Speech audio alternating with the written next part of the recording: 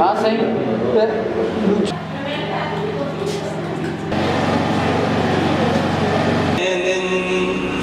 ਜਿਹੜੇ ਆਂਦੇ ਸਾਵਣ ਦੀ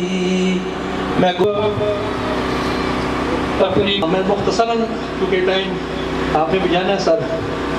मुख्तसरन ये बताऊंगा कि भाइयों की इलम में है मुसलसल से सहारा सेंटर के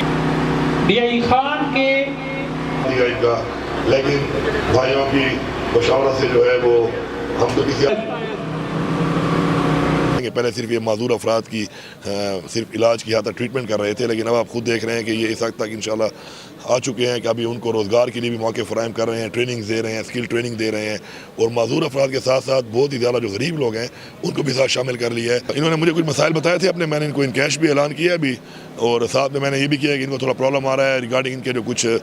टीचर्स वगैरह होते हैं या जो ट्रीटमेंट वाले इनके कुछ होते हैं